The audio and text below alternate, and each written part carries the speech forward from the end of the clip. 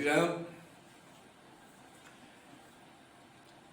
जैसे भोजन किया जाता है तृप्ति के लिए और उस भोजन में जठराग्नि अपने आप ही बिना हमारी चेष्टा पचा डालती है, ऐसे ही सुगम और परम सुख देने वाली हरि भक्ति जैसे जिसे न सुहावे ऐसा मुड कौन होगा।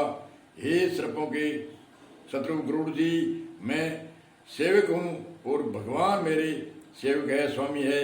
इस भाव के बिना संसार रूपी समुद्र से तैरना नहीं हो सकता। ऐसा सिद्धांत विचार कर श्री रामचंद्र जी के चरण कमलों का भजन कीजिए।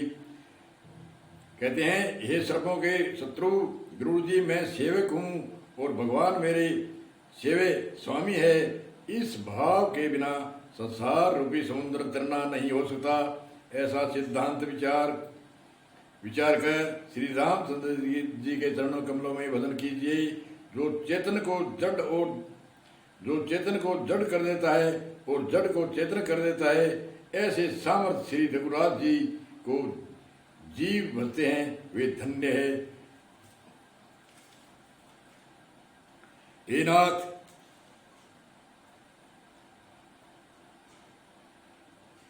नाथ, धीर बुद्धि, पहले तो यह बताइए कि सबसे दुर्लभ कौन शरीर है, जिस समय सबसे बड़ा दुर्लभ कौन है और इससे बड़ा सुख कौन है, ये विचार कर कहिए। गरुड़ जी ने कागभूषण जी को 7 प्रश्न पूछे। उसमें पहला प्रश्न है, सबसे दुर्लभ कौन शरीरा, सबसे दुर्लभ कौन सा शरीर है।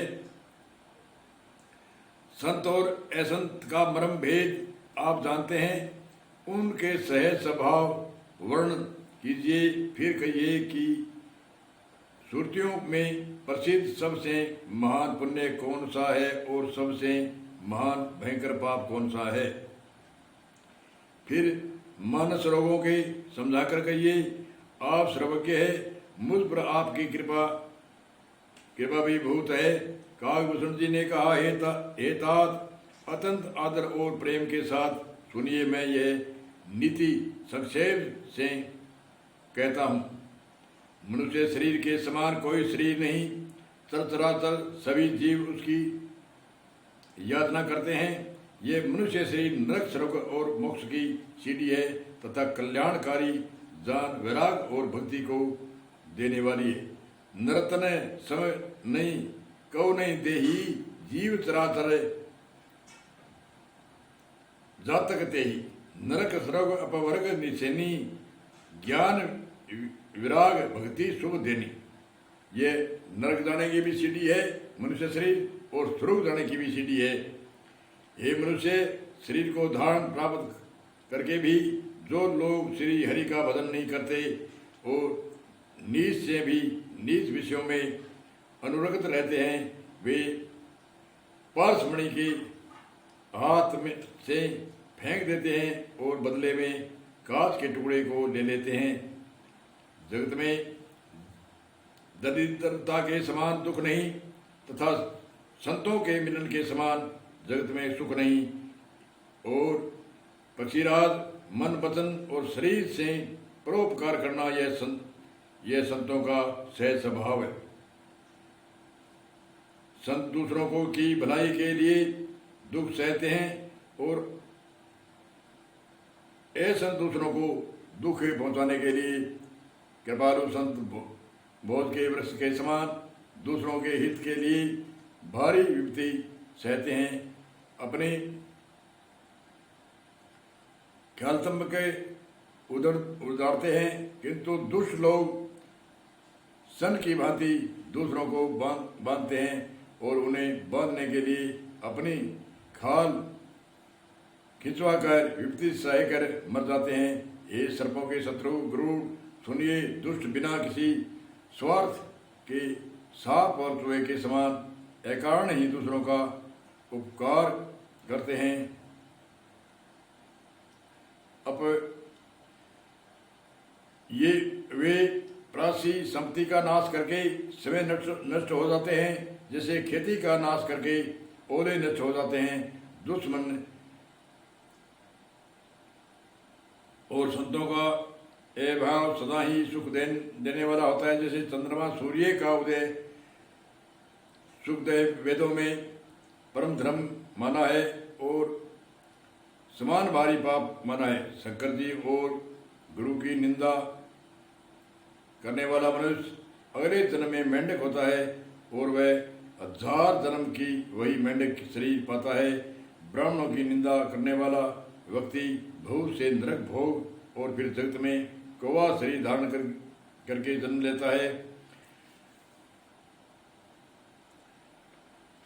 संतों का जीवन हमेशा ही सदा उपकारी होता है।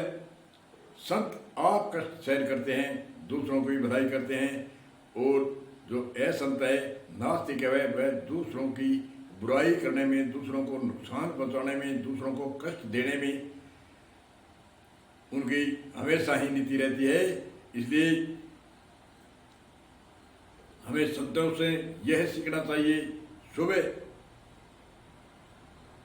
हर 8:32 घड़ी ऐसी भावना करे, हे परमात्मा सबका भला हो, हे परमात्मा सभी सुखी रहे, हे परमात्मा सभी धनवान हो, हे परमात्मा सभी निरोग हो, हे परमात्मा सभी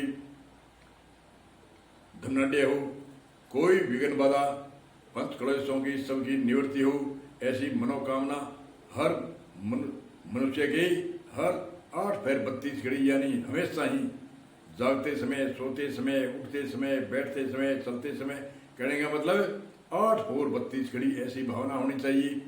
इसलिए संतों का यही उपदेश है, दूसरों को भलाई दया धर्म का मूल है, पाप मूल अभिमान। तो उनको जो दुष्टि है दूसरों की बुराई करते हैं उसकी नरक की गाथा करते हैं। 21 नरक के कुंड है, कोई कई 24 बताते हैं, 28 बताते हैं।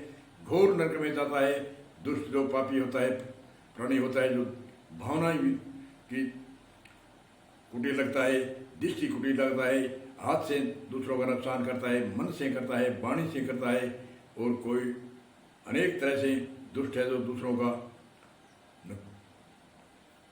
नुकसान करने वाले के लिए बहुत घोर नरक के बताए हैं। इसलिए हमें सात्विक भाव, सात्विक दृष्टि, सात्विक सुनना, सात्विक बोलना, ऐसे ऐसे सात्विक भाव से हमें रहना चाहिए। बोलो जय श्री राम, जय श्री राम।